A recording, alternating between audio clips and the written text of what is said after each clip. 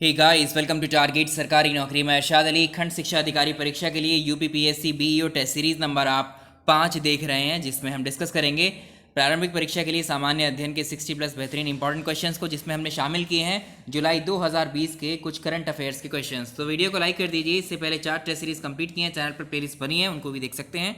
आइए शुरुआत करते हैं। आज का पहला सवाल देखिए, हाल ही में किस राज्य सरकार ने देहिंग पटकाई वन्यजीव अभ्यारण्य यानी Dehing Patkai wild life sanctuary को एक राष्ट्रीय उद्यान यानी नेशनल पार्क के रूप में अपग्रेड करने का निर्णय लिया है? बहुत इंपॉर्टेंट क्वेश्चन है। यहाँ से 2 से 3 क्वेश्चन स्टैटिक भी आपके कनेक्टेड हैं, उनको भी आप ध्यान से जो है याद रखना है। चलिए इसको डिस्कस करते हैं। अगर इसकी लोकेशन की बात करें देहिंग पटकाई वन्यजीव अभ्यारण्य की, तो इसको साल 2004 में असम सरकार ने इसको घोषित किया था वाइल्ड लाइफ सेंचुरी। याद रखें तो कहाँ पर है ये? असम में है। असम के 2 जिले हैं जिनका नाम है तिनसुकिया और डिब्रूगढ़। तो असम के डिब्रूगढ़ और तिनसुकिया जिलों में इसका विस्तार है देहिंग पटकाई वन्यजीव अभ्यारण्य का। और इसी के साथ इसको जो जाना जाता है, इस वाइल्ड लाइफ सेंचुरी को जाना जाता है एलिफेंट रिजर्व के लिए। अब ये जो देहिंग पटकाई वन्यजीव अभ्यारण्य है, ये असम का 6ठा नेशनल पार्क बन जाएगा। इसी के साथ अब असम में कुल मिलाकर के 6 राष्ट्रीय उद्यान, 6 नेशनल पार्क हो जाएंगे इसको शामिल करते हुए। तो इससे पहले जो 5 नेशनल पार्क कौन कौन से हैं असम के अंदर, वो बहुत पूछे जाते हैं एग्जाम में। जैसे इसमें अब 5 के नाम आप याद रखिएगा, जिसमें काजीरंगा नेशनल पार्क असम में है, नामेरी नेशनल पार्क असम में है, मानस नेशनल पार्क असम में है, औरंग नेशनल पार्क असम में है, डिब्रू साइखोवा नेशनल पार्क भी असम में है। तो ये कुल मिलाकर ये 5 नेशनल पार्क ये हुए, और 6ठा हो गया देहिंग पटकाई नेशनल पार्क इस डिसीजन के बाद में। तो ये 5 6 के 6 आपको याद रखने। असम का एक नेशनल पार्क हर साल एग्जाम में ज़रूर पूछा जाता है। अब इसी के साथ में ये जो एक्चुअली हम जब बात करें देहिंग पटकाई वन्यजीव अभ्यारण्य की, तो ये एलिफेंट रिजर्व के रूप में जाना जाता है। ठीक है, एलिफेंट रिजर्व के रूप में जाना जाता है इसको। तो अब आपसे यही पूछ सकता है कि प्रोजेक्ट एलिफेंट किस वर्ष लॉन्च किया गया था? प्रोजेक्ट एलिफेंट आया था साल 1992 में। ये दिन आपको ये वर्ष बहुत इंपॉर्टेंट है, ये पूछा हुआ है, आप जानते भी हैं इसको। इसके साथ में एक और इससे पहले आया था, इसको भी आपको याद है, प्रोजेक्ट टाइगर की। भारत में प्रोजेक्ट टाइगर कब लॉन्च किया गया था? साल 1973 में प्रोजेक्ट टाइगर आया था। अगर आपसे पूछे वर्तमान में भारत में कितने टाइगर रिजर्व हैं, तो आप आंसर करेंगे भारत में वर्तमान में 50 टाइगर रिजर्व हैं। तो अभी ये क्वेश्चन आपको याद रखने, इतने 5 से 6 क्वेश्चन है। तो अभी जो है असम सरकार ने देहिंग पटकाई वन्यजीव अभ्यारण्य को इसको नेशनल पार्क बनाने के लिए, नेशनल पार्क के रूप में अपडेट अपग्रेड करने के लिए डिसीजन लिया है। तो ऑप्शन ए सही आंसर है। नेक्स्ट क्वेश्चन की तरफ चलेंगे। क्वेश्चन नंबर 2 देखिए, विश्व जूनोसिस दिवस, जिसे आप कहते हैं world zoonosis day, world zoonosis day निम्न में से किस दिन मनाया जाता है? इंपॉर्टेंट क्वेश्चन है। ये 6 जुलाई को मनाया जाता है प्रत्येक वर्ष। इसको क्यों मनाया जाता है, इसके पीछे भी एक रीज़न, एक क्वेश्चन, एक कारण है, वो भी जान लेना जरूरी है। आप जानते होंगे, आपने नाम भी सुना है लुईस पास्चर का। लुईस पास्चर वो वैज्ञानिक थे जिन्होंने रेबीज़ का जो टीका था उसकी खोज की थी। तो रेबीज़ का टीके की खोज इन्होंने 6 जुलाई 1885 को की थी। तब से लेकर के इस दिन को जो है वर्ल्ड जूनोसिस डे के रूप में मनाया जाता है। तो जो जूनोसिस बीमारियां होती हैं, जो जूनोसिस डिजीज होती हैं, एक्चुअली जो मनुष्य के द्वारा, ये मनुष्य से संक्रमण के द्वारा पशुओं में पहुंचना, या पशुओं की बीमारी संक्रमण के द्वारा मनुष्य में पहुंचना, ये जूनोसिस डिजीज कहलाती हैं, या इन्हें हिंदी में आप कहते हैं क्या? पशु जनित रोग या पशुजन्य रोग। तो इसका आंसर हो जाएगा डी ऑप्शन। 6 जुलाई को सेलिब्रेट किया जाता है विश्व जूनोसिस डे। नेक्स्ट सवाल की तरफ चलेंगे। तो एक और क्वेश्चन पूछता है आपसे, ये भी पूछा हुआ है कि किस वैज्ञानिक ने रेबीज के टीके की खोज की थी? आंसर होगा लुईस पास्चर। नेक्स्ट सवाल, क्वेश्चन नंबर 3 है, किस राज्य सरकार ने राज्य में उद्योगपतियों और स्थानीय बेरोजगार युवाओं के बीच में एक सेतु के रूप में काम करने वाले नए महाजॉब पोर्टल का इसकी शुरुआत की है? देखिए इंपॉर्टेंट है क्वेश्चन। तो महाराष्ट्र सरकार ने क्या किया है अभी हाल में? महाराष्ट्र की गवर्नमेंट ने बेरोजगारी की दर को कम करने के लिए अपने स्टेट में एक महत्वाकांक्षी परियोजना शुरू की है, जिसे महाजॉब्स पोर्टल के नाम से जाना जा रहा है। अब ये जो है, ये पोर्टल महाराष्ट्र में जो महाराष्ट्र औद्योगिक विकास निगम है, इसके द्वारा विकसित किया गया है। इसके थ्रू जो स्थानीय युवा हैं, मतलब जो महाराष्ट्र के जो युवा हैं जिनके पास निवास प्रमाण पत्र है महाराष्ट्र के, उनके लिए 17 ऐसे आर्थिक क्षेत्र जिनमें 950 तरह की जो नौकरियां हैं, उनको चयन करने का इसमें फैसिलिटी दी गई है इस पोर्टल पे। एक्चुअली इसमें जितने भी युवा हैं जो कौशल पा चुके हैं, यानी कोई भी काम वो करते होंगे, कुशल हैं या अर्धकुशल हैं, सेमी स्किल्ड हैं, स्किल्ड हैं, या फिर आप कह सकते हैं जो श्रमिक लोग हैं वहाँ के, उनकी जो बेरोजगारी है, उस बेरोजगारी को कम करने के लिए महाराष्ट्र गवर्नमेंट ने इसको लॉन्च किया है, महाजॉब पोर्टल को। नेक्स्ट क्वेश्चन की तरफ। क्वेश्चन नंबर नेक्स्ट है, विश्व बैंक ने दूसरी राष्ट्रीय गंगा नदी बेसिन परियोजना, इसके लिए भारत को निम्न में से कितने रुपए देने का समझौता किया है? देखिए इसको याद रखेंगे, ये इंपॉर्टेंट क्वेश्चन है। 3,023 करोड़ रुपए। तो विश्व बैंक ने जो नमामि गंगे कार्यक्रम है इसके समर्थन के लिए 40 करोड़ डॉलर या आप कहेंगे 3,023 करोड़ रुपए का ऋण की सहायता देने की जो है बात कही है। तो ये गंगा नदी के पुनरुद्धार के लिए हैं और इसमें जो है इस योजना के तहत जो गंगा नदी में पोल्यूशन है उस प्रदूषण को कम करने के लिए ये ऋण दिया जाएगा विश्व बैंक के द्वारा। इसको याद रखेंगे। क्वेश्चन नंबर नेक्स्ट देखिए।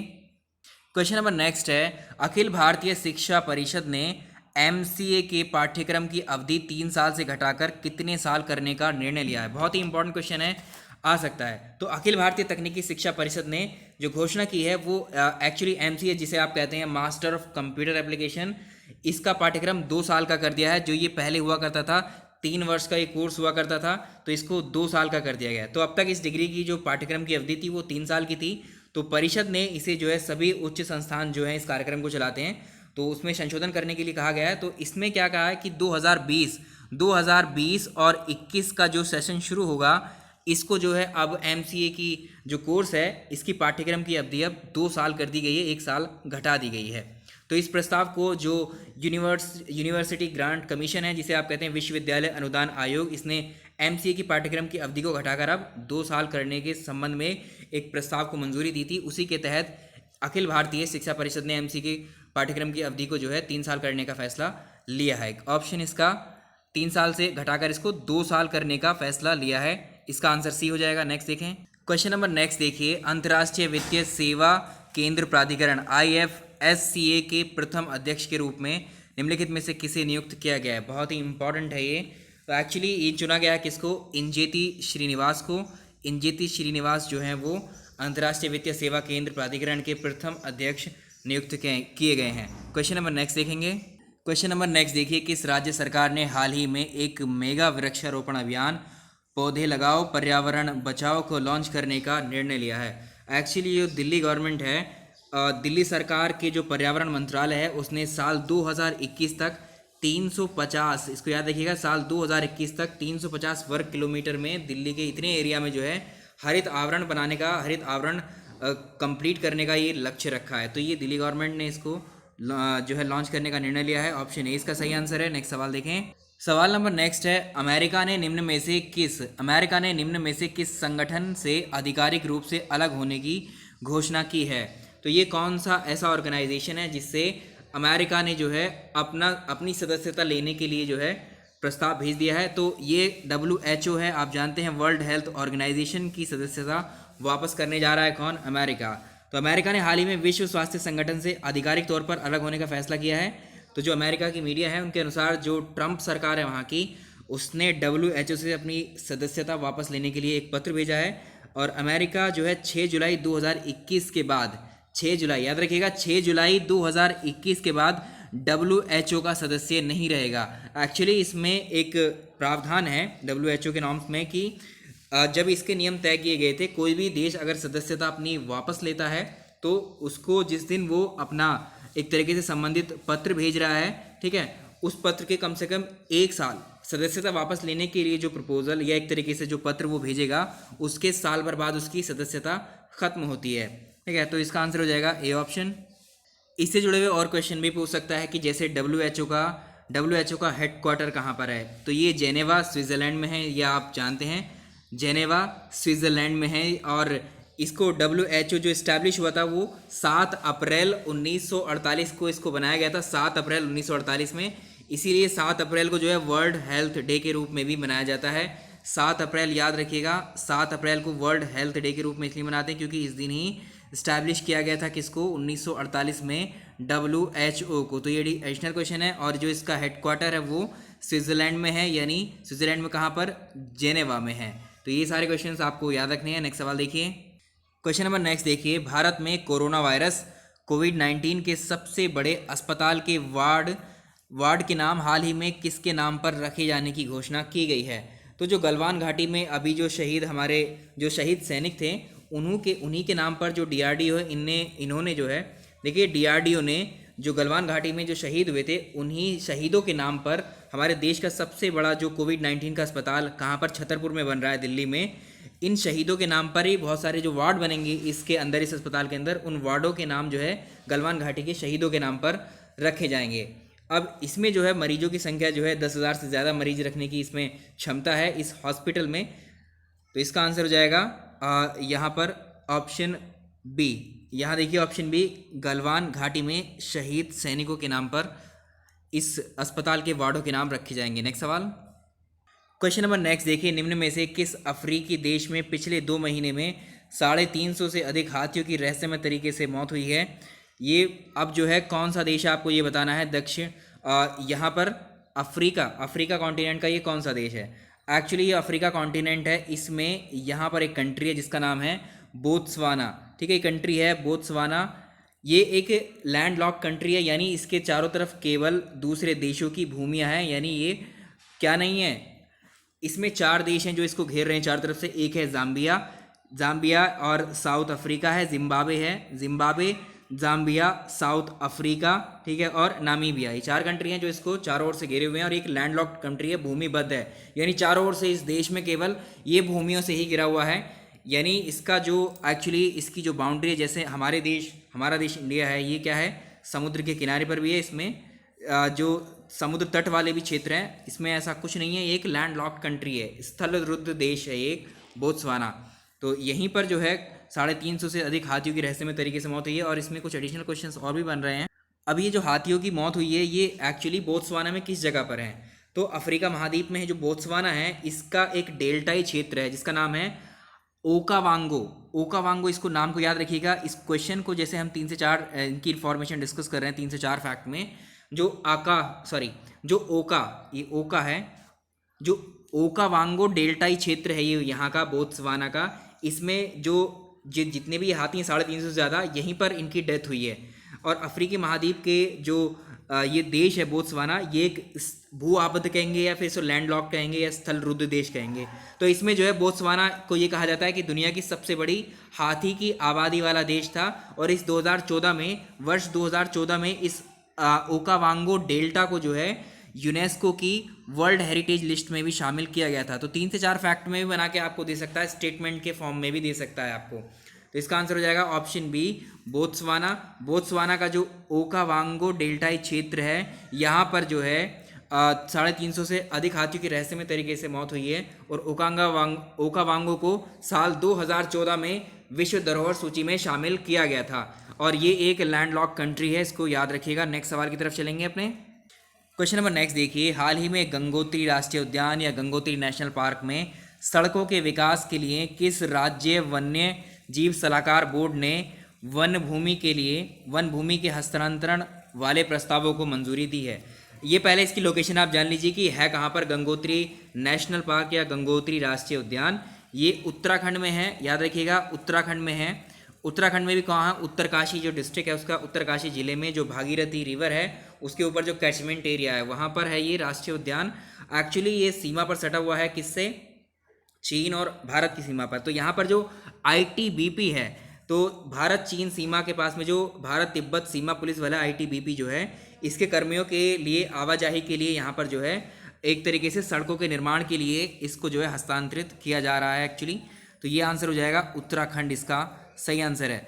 तो इसका आंसर हो जाएगा ऑप्शन ए। नेक्स्ट सवाल देखेंगे। क्वेश्चन नंबर नेक्स्ट देखिए, निम्नलिखित में से कौन सा मानवीय विकास सूचकांक ह्यूमन डेवलपमेंट इंडेक्स का तत्व नहीं है? यहाँ इंडेक्स लिखेंगे, इनमें से कौन सा ह्यूमन डेवलपमेंट इंडेक्स का तत्व नहीं है? एक्चुअली जो ह्यूमन डेवलपमेंट इंडेक्स, जिसको ह्यूमन डेवलपमेंट रिपोर्ट में शामिल किया गया है, जो कि UNDP United Nation development programme जारी करता है इस रिपोर्ट को, इसमें जो है 3 पॉइंट, ये रिपोर्ट जो ये ह्यूमन डेवलपमेंट इंडेक्स है, ये 3 तत्व शामिल किए जाते हैं। 3 तत्वों के आधार पर देखा जाता है कि किसी भी राष्ट्र का जो मानवीय विकास है उसका आधार, उसके आधार के लिए 3 यहाँ फैक्ट बताए गए हैं, 3 चीज़ें बताई गई हैं। कौन कौन सी हैं? इसमें एक तो शामिल किया गया है जीवन प्रत्याशा को, इसको लाइफ एक्सपेक्टेंसी बोलते हैं हिंदी इंग्लिश में हम।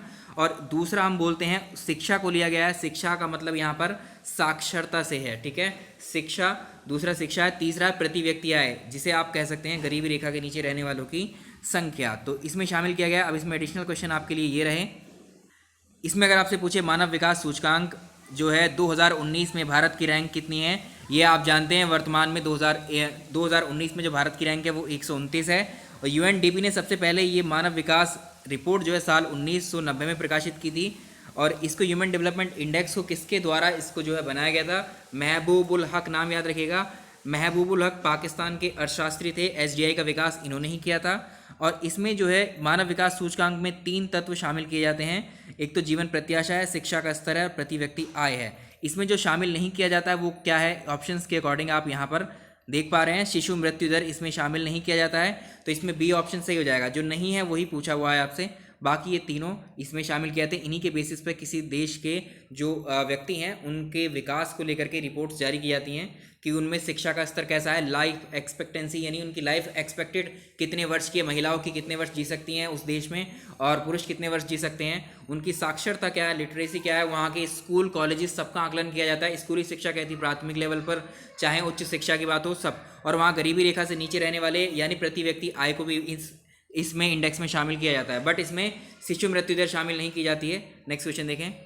सवाल नंबर नेक्स्ट है, कृषि साख क्षेत्र में या कृषि के क्षेत्र में शीर्ष संस्था कौन सी है। देखिए, कृषि के विकास के लिए भारत में और जो रूरल डेवलपमेंट है, रूरल डेवलपमेंट और कृषि के विकास के लिए हमारे देश की शीर्षस्थ संस्था कौन सी है, इसको आप जानते हैं, ये नाबार्ड है। नाबार्ड की फुल फॉर्म भी पूछता है, क्वेश्चन हम पहले ही डिस्कस कर चुके हैं, फिर से रिवाइज करा देते हैं। National bank for agriculture and rural development, national bank for agriculture and rural development, जिसकी स्थापना की गई थी 12 जुलाई 1982 में, 12 जुलाई 1982 में। इसका नाबार्ड का हेडक्वार्टर मुंबई में है, इसको याद रखेंगे। और इसके जो अगर आप बात करें चेयरपर्सन की, नाबार्ड के चेयरपर्सन वर्तमान में कौन है, हर्ष कुमार भनवाला, याद रखेंगे, हर्ष कुमार भनवाला इसके अभी चेयरपर्सन है नाबार्ड के। अगला सवाल देखिए, तो ये नाबार्ड जो है कृषि एवं ग्रामीण विकास के लिए वित्त उपलब्ध कराने वाली एक शीर्ष संस्था है भारत की, ये एक बैंक है। इसकी स्थापना 12 जुलाई 1982 को की गई थी। अगला सवाल, क्वेश्चन नंबर नेक्स्ट है, भारतीय मुद्रा में 1 रुपये का नोट कौन जारी करता है। देखिए, जो 1 रुपये का नोट है उसके बारे में क्वेश्चन है। तो भारतीय मुद्रा में जो रुपये 1 है या 1 रुपये का जो नोट है वो भारत सरकार के जो वित्त मंत्री होते हैं, भारत सरकार के जो वित्त मंत्रालय है, वित्त मंत्रालय में एक होते हैं वित्त सचिव, फाइनेंस सेक्रेटरी। तो finance secretary of finance commission के हस्ताक्षर पर जारी किया जाता है 1 रुपये का नोट, इसको याद रखिएगा। भारत सरकार के वित्त मंत्रालय के वित्त सचिव या आप कहेंगे कि जो फाइनेंस कमीशन है उसके जो फाइनेंस सेक्रेटरी हैं वो हस्ताक्षर करते हैं इस 1 रुपये के नोट पर। लेकिन 1 रुपये से अधिक की जो भी मुद्रा है, करेंसी है भारत की, उसको भारतीय रिजर्व बैंक के द्वारा जारी किया जाता है, आरबीआई के द्वारा जारी किया जाता है। उस पर आरबीआई के गवर्नर के हस्ताक्षर होते हैं। 1 रुपये के नोट के अलावा जितनी भी बड़ी करेंसी है उसको रिजर्व बैंक ऑफ इंडिया के द्वारा जारी किया जाता है और उस पर रिजर्व बैंक ऑफ इंडिया यानी आरबीआई के गवर्नर के हस्ताक्षर होते हैं। लेकिन 1 रुपये की जो मुद्रा है उस पर इसको भारत सरकार के द्वारा जारी किया जाता है और वित्त मंत्रालय के जो वित्त सचिव हैं उसके हस्ताक्षर होते हैं।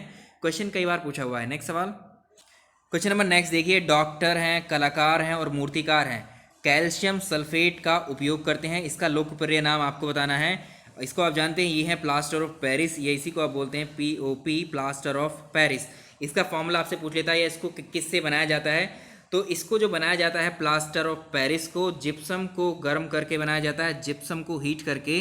तो आप जानते हैं जो प्लास्टर ऑफ पेरिस है इसको जो है किससे बनाया जाता है, जो जिप्सम होता है हमारे पास, जिप्सम को 120 डिग्री सेल्सियस पर इसको हीट करने पर ये तैयार होता है क्या, प्लास्टर ऑफ पेरिस। इसका फॉर्मूला आपसे पूछ सकता है और इसका इस्तेमाल आप जानते हैं डॉक्टर्स कहाँ पे यूज़ करते हैं, सर्जिकल ड्रेसिंग जो करते हैं ना, सर्जिकल ड्रेसिंग में इसका POP का इस्तेमाल करते हैं। इसका फॉर्मूला आप जानते हैं CaSO4 का होल ट्वाइस H2O, याद रखिएगा CaSO4 का होल ट्वाइस H2O इसका केमिकल फॉर्मूला है। नेक्स्ट सवाल देखें, क्वेश्चन नंबर नेक्स्ट देखिए, कांच के निर्माण में जो कच्चा माल प्रयोग में लाया जाता है उसमें क्या क्या शामिल होता है। एक्चुअली इसमें एक तो सैंड यानी रेत होती है और सोडा होता है और क्वार्ट्ज होता है। यहाँ पर लाइमस्टोन भी दे सकता है इस क्वार्ट्ज की जगह पर। तो इसमें आंसर क्या हो जाएगा, इसका कंपोजिशन क्या है, कांच किस किस का सम्मिश्रण होता है या कांच के निर्माण में जिन रॉ मटेरियल्स का इस्तेमाल किया जाता है वो रेत, सोडा और क्वार्ट्ज होते हैं। नेक्स्ट क्वेश्चन नंबर नेक्स्ट है, हेपेटाइटिस रोग से मनुष्य के शरीर का कौन सा अंग सबसे ज़्यादा प्रभावित या सीधा प्रभावित होता है।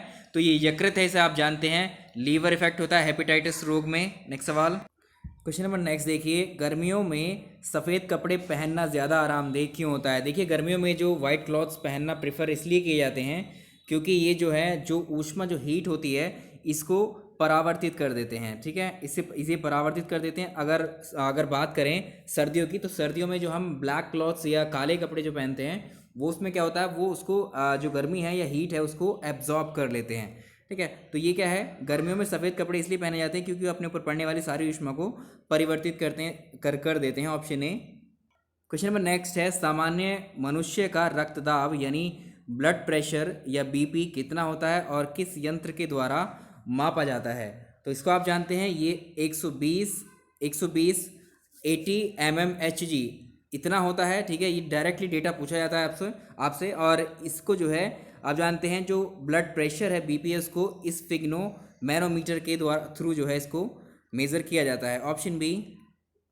क्वेश्चन नंबर नेक्स्ट है, निम्न में से किसे जांचने के लिए एलिजा टेस्ट किया जाता है? तो एलिजा टेस्ट आप जानते हैं HIV एड्स की पहचान या उसकी जांच के लिए, एड्स की जांच के लिए एलिजा टेस्ट को किया जाता है। ये कई बार क्वेश्चन पूछा हुआ है। एक क्वेश्चन और बन सकता है कि वर्ल्ड्स एड्स डे, विश्व एड्स दिवस कब मनाया जाता है? ये डेट आपको पता है, ये डे 1 दिसंबर को प्रत्येक वर्ष विश्व एड्स दिवस के रूप में मनाया जाता है। तो इसका आंसर हो जाएगा सी। अगर आपसे इसकी फुल फॉर्म पूछे तो इसकी फुल फॉर्म भी आपको यहाँ याद रखनी है।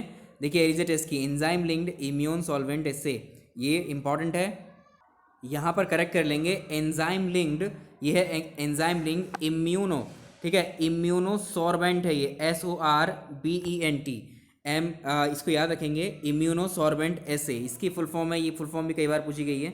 नेक्स्ट सवाल देखेंगे अब। क्वेश्चन नंबर नेक्स्ट देखिए, कथन ए दिया हुआ है, वन नवीकरणीय साधन है, ये रिन्यूएबल रिसोर्सेज हैं हमारे पास में।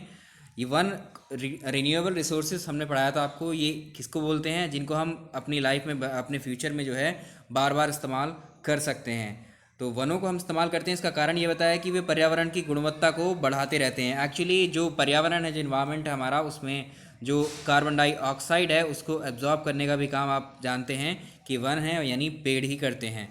तो ये क्या है, ए और आर दोनों सही हैं, आर ए की सही व्याख्या करता है। तो ये बहुत ज़रूरी है हमारी लाइफ के लिए। तो इसका आंसर हो जाएगा A option. Question number next देखिए, भारत ने अपना प्रथम अणु शक्ति परीक्षण, यानी बात चल रही है किसकी, भारत ने अपना पहला परमाणु परीक्षण कब किया था? तो देखिए, ये 18 मई, डेट इज़ वेरी इंपॉर्टेंट है, ये 18 मई 1974 को भारत ने पोखरण में अपना पहला स्वदेशी परमाणु विस्फोट या फिर परमाणु टेस्ट किया था। और अगर आपसे पूछे कि पोखरण ये कहाँ पर है, ये जगह, ये पोखरण जो जो राजस्थान है, राजस्थान के जैसलमेर में स्थित है ये पोखरण, यहीं पर भारत ने अपना पहला परमाणु शक्ति टेस्ट किया था। तो इसमें क्वेश्चन और बन सकता है कि जो भारत ने पहला अपना परमाणु परीक्षण किया था, इस परमाणु परीक्षण का पहले वाले का नाम क्या था? तो आंसर होगा स्माइलिंग बुद्धा, या इसी को हम बोलते हैं पोखरण 1, जो कि 18 मई 1974 में किया गया था। स्माइलिंग बुद्धा या पोखरण फर्स्ट के नाम से इसको जाना जाता है, पहले परमाणु परीक्षण को भारत के, इसको याद रखिएगा। उसके बाद में जो किया गया था वो अगले यानी सेकंड वाला किया गया था 1998 में किया गया था। तो पहले भी बहुत क्वेश्चन बनते हैं, इसको याद रखिएगा। नेक्स्ट सवाल, क्वेश्चन नंबर नेक्स्ट देखिए, अंतरिक्ष में जाने वाली प्रथम महिला कौन थी? इनको याद रखिएगा, ये रशिया की थी या सोवियत रूस की, जो वैलेंटीना टेरेस्कोवा ये अंतरिक्ष में जाने वाली पहली महिला यात्री थी।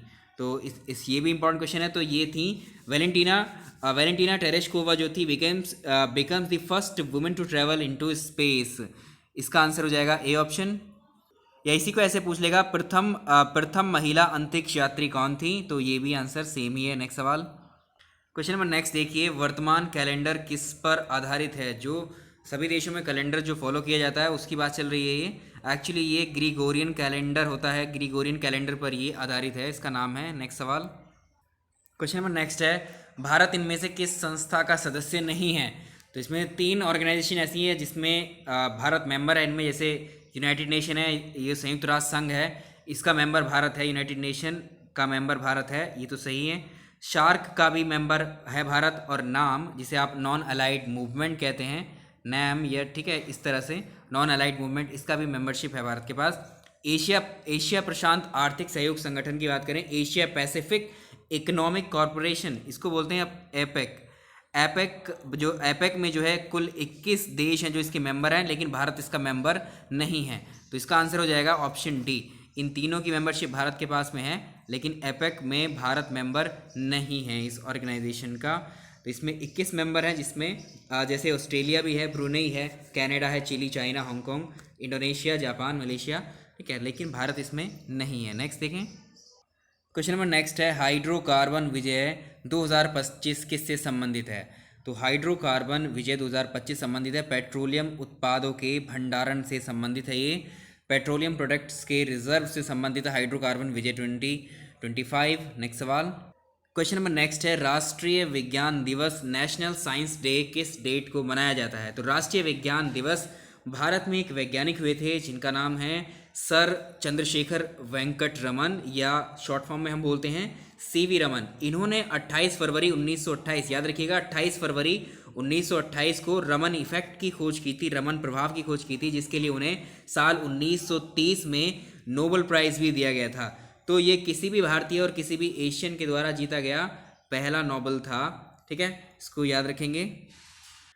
इस लास्ट वाली लाइन को करेक्ट करेंगे, क्योंकि अगर हम एशिया और भारत के पहले व्यक्ति, first Indian Nobel prize winner की बात करें तो वो कौन थे?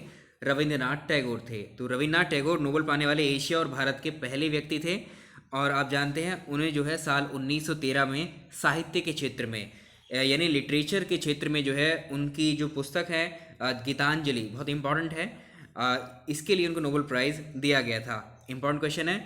और ये रविन्द्रनाथ टैगोर आप जानते हैं ये इकलौते ऐसे, एकमात्र ऐसे व्यक्ति हैं जिन्होंने जो है भारत और बांग्लादेश, दो देशों के लिए राष्ट्रगान लिखा है, नेशनल एंथम लिखा है, ये भी आपको पता है। लेकिन उसके बाद में साल 1913 में भारत के प्रथम, भारत की तरफ से पहले जो विनर थे नोबेल प्राइज़ के, वो रविन्द्रनाथ टैगोर थे। उनके बाद में साल 1930 में, या भारत में आप कह सकते हैं भारत में दूसरे नंबर पर नोबेल प्राइज़ किसको मिला था? वो मिला था सर चंद्रशेखर वेंकट रमन को, यानी सीवी रमन को। ये किस क्षेत्र में मिला था? ये फिजिक्स के क्षेत्र में मिला था साल 1930 में। तो रमन इफेक्ट क्या है? एक्चुअली जो डॉक्टर या सर चंद्रशेखर वेंकट रमन ने, इन्होंने पता लगाया था कि जब प्रकाश जो होती है, लाइट, जब किसी भी पारदर्शी माध्यम से गुजरती है होकर के, तो उसकी वेवलेंथ जो होती है, उसकी तरंग की जो लंबाई है, उसमें चेंजेस आने लगते हैं। इसी को रमन इफेक्ट नाम दिया गया था, और ये 28 फरवरी को इस दिवस को मनाया जाता है इन्हीं की खोज के लिए।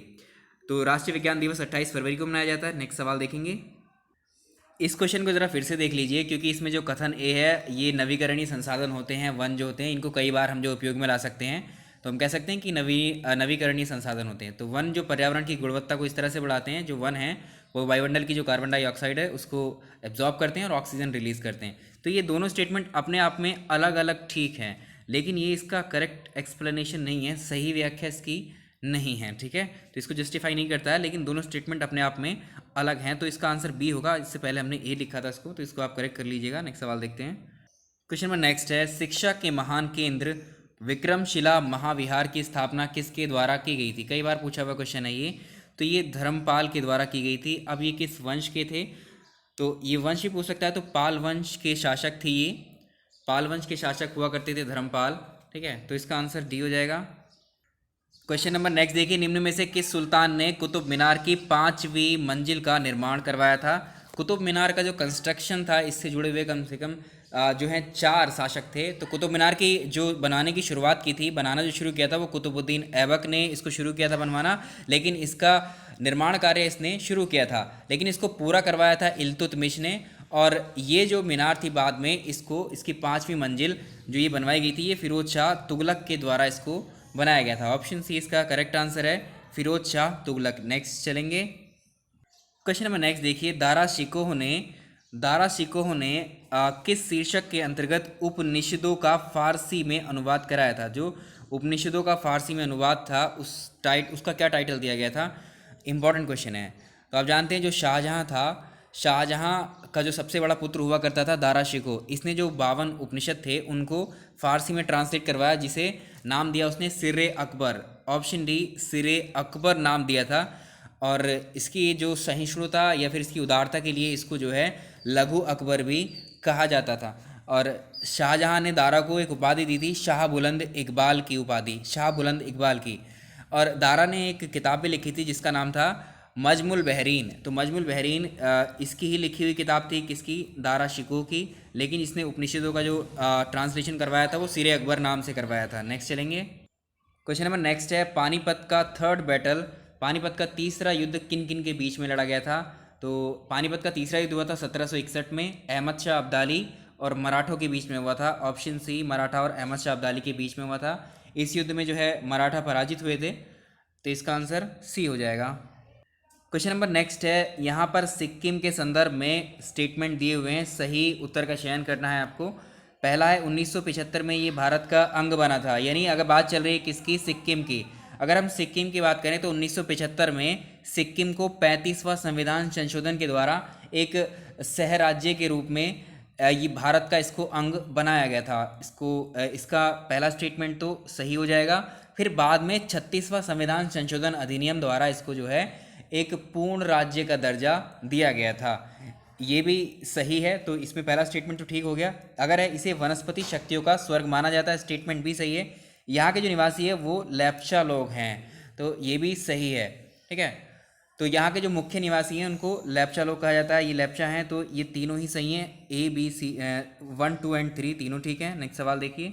सवाल नंबर नेक्स्ट है, सरदार सरोवर परियोजना से लाभान्वित होने वाले राज्य कौन कौन से हैं? एक्चुअली जो सरदार सरोवर डैम है या ये जो परियोजना है ये नर्मदा रिवर पर बनाई हुई है। याद रखिएगा किस रिवर पर है? नर्मदा नदी पर। तो मध्य प्रदेश और गुजरात के बीच जो नर्मदा रिवर है उस पर ये डैम बनाए गए हैं और इसके पानी का डिस्ट्रीब्यूशन या इससे लाभान्वित होने वाले राज्य कुल मिलाकर हैं 4। वो कौन कौन से राज्य हैं? ये हैं गुजरात, महाराष्ट्र।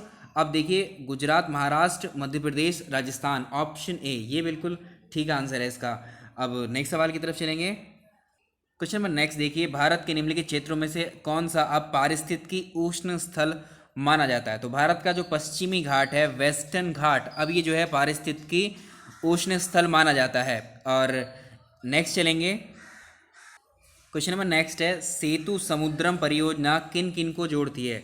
तो सेतु समुद्रम जहाजरानी नहर परियोजना भी इसे आप कह सकते हैं, क्योंकि जो भारत और श्रीलंका के बीच में पाक जल डमरू मध्य है, जो पाक स्ट्रेट है और जो मन्नार की खाड़ी है, इसको जोड़ने का काम किया गया है इस सेतु समुद्रम नहर परियोजना के थ्रू। इसका आंसर हो जाएगा ऑप्शन सी, मन्नार की खाड़ी को पाक की खाड़ी से जोड़ती है सेतु समुद्रम परियोजना। नेक्स्ट क्वेश्चन नंबर नेक्स्ट देखिए, विषुव इक्विनॉक्स एक ऐसी स्थिति है जिसमें रात्रि एवं दिन का काल बराबर होता है। तो कौन सी डेट है? तो जब सूरज जो है, जो इक्वेटर है, भूमध्य रेखा है, इक्वेटर के ऊपर होता है और उस समय जो है पूरी अर्थ के ऊपर दिन और रात की लंबाई बराबर होती है। तो ये 2 बार पड़ती है वर्ष में। एक तो वसंत विषुव होती है और एक शरद विषुव होती है।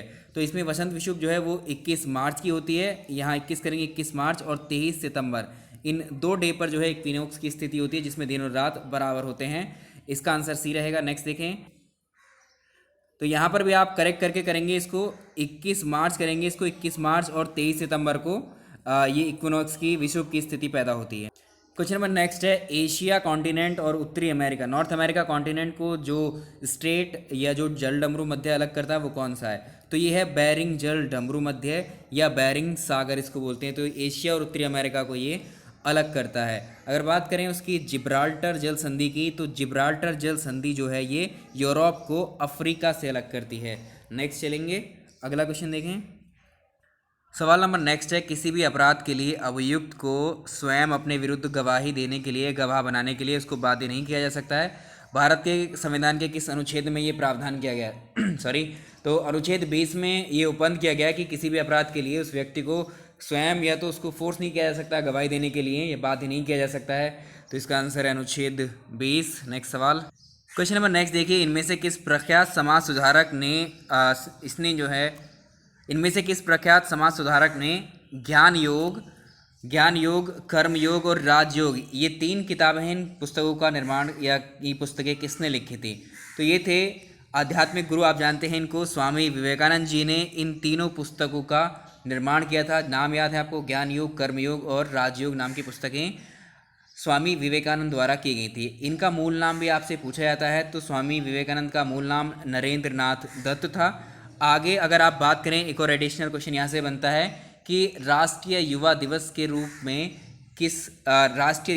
रूप में जो है आप जो है किस डेट को सेलिब्रेट करते हैं? तो ये क्या है, 12 जनवरी को हम राष्ट्रीय युवा दिवस के रूप में मनाते हैं। तो ये एक्चुअली ये इन्हीं का जन्म दिवस है, स्वामी विवेकानंद का जन्मदिन को ही हम जो है राष्ट्रीय युवा दिवस के रूप में भी सेलिब्रेट करते हैं। अब एक करंट अफेयर्स और यहाँ जोड़ लीजिएगा, अभी हाल ही में 2020 में 23वां राष्ट्रीय युवा उत्सव हुआ है। 23वां राष्ट्रीय युवा उत्सव हुआ है, ये कहाँ पर हुआ है? ये प्लेस पूछेगा तो ये यूपी के करंट से कनेक्ट करेगा।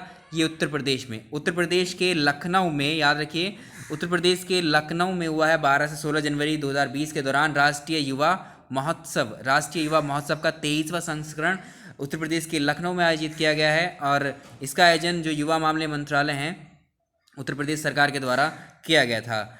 इसका आंसर हो जाएगा ए ऑप्शन। तो इसमें एक तो 12 जनवरी याद रखना है, राष्ट्रीय युवा दिवस है। 23वां जो राष्ट्रीय युवा उत्सव उत्तर प्रदेश में लखनऊ में आयोजित किया गया है। ठीक है, नेक्स्ट क्वेश्चन देखिए, निम्नांकित व्यक्तियों में से कौन सा कैबिनेट मिशन का सदस्य नहीं था? तो कैबिनेट मिशन भारत कब आया था? ये 24 मार्च को आया था। वर्ष भी पूछता है, 24 मार्च 1946 को कैबिनेट मिशन भारत आया था और इस कैबिनेट मिशन में 3 सदस्य थे। कौन कौन से थे? एक तो पैथिक लॉरेंस थे। पैथिक लॉरेंस जो थे ये भारत सचिव हुआ करते थे उस वक्त, और दूसरे AB अलेक्जेंडर थे। AB अलेक्जेंडर उस वक्त हुआ करते थे ये नौसेना के प्रमुख, और तीसरे थे स्टैफर्ड क्रिप्स। स्टैफर्ड क्रिप्स जो है ये व्यापार बोर्ड के अध्यक्ष हुआ करते थे, लेकिन विलियम बोर्ड इसमें शामिल नहीं थे। ए ऑप्शन इसका सही है, एलिमिनेट करना है, तीनों को याद रखना है, ये सब करवाए हुए हैं आपको। नेक्स्ट सवाल, क्वेश्चन नंबर नेक्स्ट है, 8 अगस्त 1942 को कांग्रेस ने भारत छोड़ो आंदोलन कहाँ प्रारंभ किया था? तो भारत छोड़ो आंदोलन 9 अगस्त 1942 को बम्बई से शुरू हुआ था। ये बम्बई से प्रारंभ हुआ था। 8 अगस्त 1942 को बम्बई का जो ग्वालियर टैंक मैदान है वहीं पर जो कांग्रेस का अधिवेशन हुआ था, इसमें भारत छोड़ो आंदोलन को शुरू करने की सर्वसम्मति से जो है इसको स्वीकारा गया था। Option A. And next question देखिए, सर्वेंट्स ऑफ इंडिया सोसाइटी की स्थापना किसके द्वारा की गई थी? 1905 में स्थापना की गई थी, 12 जून 1905 में गोपाल कृष्ण गोखले के द्वारा। कहाँ की गई थी? प्लेस भी पूछता है, पुणे यानी महाराष्ट्र में की गई थी। नेक्स्ट, चिसापानी गॉर्ज कहाँ पर स्थित है? जो चिसापानी गॉर्ज है ये महाखड्डे होते हैं, ये नेपाल में स्थित है और ये कसाली नदी पर है। नेपाल में जो कसाली रिवर है उस रिवर पर स्थित है ये चिसापानी गोर्ज। इसका आंसर हो जाएगा सी ऑप्शन। और इस पर एक जो है परियोजना बन रही है, जल विद्युत परियोजना, जिसका नाम है करनाली चिसापानी जल विद्युत परियोजना। किस नदी पर बनाई जा रही है? कसाली रिवर पर, और ये कहाँ पर है? नेपाल की परियोजना। नेक्स्ट क्वेश्चन देखिए, निम्नलिखित में से किस द्वीप समूह को, किस आइलैंड ग्रुप को शीप आइलैंड कहा जाता है? और देखिए जो फरो आइलैंड है, ये फरो द्वीप जो है, इसमें कुल 18 द्वीप हैं। यहाँ पर बहुत ज़्यादा संख्या में फरो नाम की भेड़ पाई जाती हैं सॉरी, यहाँ पर जो फरो नाम की भेड़ पाई जाती हैं, जिसके कारण इसको जो है शीप यानी भेड़ द्वीप या भेड़ आइलैंड या शीप आइलैंड कहा जाता है। Option C. Next question number next है, भारत में निम्नलिखित में से कौन सा राज्य एस्बेस्टस का सर्वाधिक उत्पादक या सबसे बड़ा उत्पादक राज्य है? यह आप जानते हैं, राजस्थान जो है राजस्थान भारत का सबसे ज़्यादा एस्बेस्टस उत्पादन करने वाला राज्य है। नेक्स्ट क्वेश्चन नंबर नेक्स्ट है, निम्नलिखित में से कौन सी नदी विषुवत रेखा यानी इक्वेटर को 2 बार पार करती है? ऐसे ही पूछता है, निम्नलिखित में से कौन सी रिवर है जो इक्वेटर को 2 बार काटती है? Which of the following rivers crosses the equator twice? इस नदी को आप जानते हैं, ये है कॉन्गो रिवर, या ये नाम से मिलेगा जायरे रिवर। ठीक है, कॉन्गो या जायरे, तो ये अफ्रीका की है कॉन्गो नदी। अगर आपसे पूछे कहाँ की है तो ये अफ्रीका की है। और अगर लिम्पोपो रिवर की बात करें तो लिम्पोपो रिवर जो है मकर रेखा को ट्रॉपिक ऑफ कैप्रिकॉन इसको मकर रेखा को जो लिम्पोपो है, लिम्पोपो रिवर 2 बार काटती है, ये भी याद रखेंगे। लेकिन यहाँ पर आंसर ए है। नेक्स्ट देखिए, विश्व धान gene bank, the rice gene bank कहाँ पर स्थित है? कहाँ बनाया गया इसको? ये क्वेश्चन हम पहले डिस्कस कर चुके हैं। जो साल 1960 में फिलीपींस में अंतर्राष्ट्रीय चावल अनुसंधान बनाया गया था, अंतर्राष्ट्रीय चावल अनुसंधान फिलीपींस में स्थित है। उसी संस्थान के प्रीमाइसिस में जो धान जीन बैंक है और जो विश्व चावल संग्रहालय है, वर्ल्ड राइस म्यूजियम और जो राइस जीन बैंक, ये दोनों कहाँ पर हैं? अंतर्राष्ट्रीय चावल अनुसंधान संस्थान के परिसर में है, फिलीपींस में है। Option B. ये तीनों क्वेश्चन हो जाएंगे इसी में शामिल।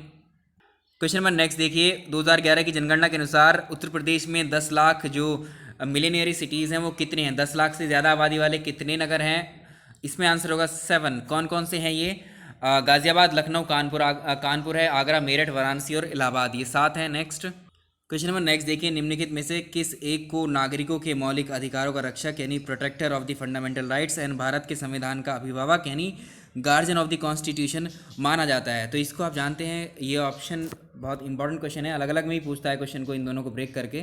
तो संविधान का जो अनुच्छेद 32 है, इसमें संवैधानिक उपचारों का अधिकार दिया गया है। उसके तहत जो सर्वोच्च न्यायालय है, जो भारत के नागरिकों के मौलिक अधिकार है उनकी सुरक्षा करता है एक तरीके से, ठीक है। और संविधान का जो एक्सप्लेनेशन है, उसकी जो अंतिम व्याख्या करने का जो हक है केवल और केवल सर्वोच्च न्यायालय सुप्रीम कोर्ट के ही पास है। तो इसलिए सुप्रीम कोर्ट जो है, यह सर्वोच्च न्यायालय को जो है संविधान का रक्षक या अभिभावक माना जाता है। इसमें आंसर हो जाएगा सुप्रीम कोर्ट यानी उच्चतम न्यायालय या सर्वोच्च न्यायालय। नेक्स्ट अगला देखिए, ग्राम सभा का क्या मतलब होता है? ग्राम सभा का क्या मतलब है? तो ग्राम स्तर के पंचायत क्षेत्र के जो निर्वाचक नामावली में जो पंजीकृत लोग होते हैं उन्हीं को ग्राम पंचायत के रूप में लाया जाता है। तो किसी भी ग्राम की जो निर्वाचक नामावली होती है उसमें जो दर्ज नाम होते हैं उन व्यक्तियों के ग्रुप को ही हम ग्राम सभा कहते हैं। तो ग्राम सभा में एक या एक से अधिक गांव शामिल किए जाते हैं। नेक्स्ट सवाल देखेंगे, लोकसभा में मंत्री परिषद के विरुद्ध अविश्वास प्रस्ताव या नो कॉन्फिडेंस मोशन लाने हेतु न्यूनतम सदस्यों की संख्या कितनी होनी चाहिए? तो लोकसभा के संचालन संबंधी नियमों के तहत जो मंत्री परिषद है उसके विरुद्ध अगर नो कॉन्फिडेंस मोशन लाना है तो लोकसभा में कम से कम 50 सदस्यों का समर्थन होना जरूरी है। ऑप्शन डी करेक्ट है।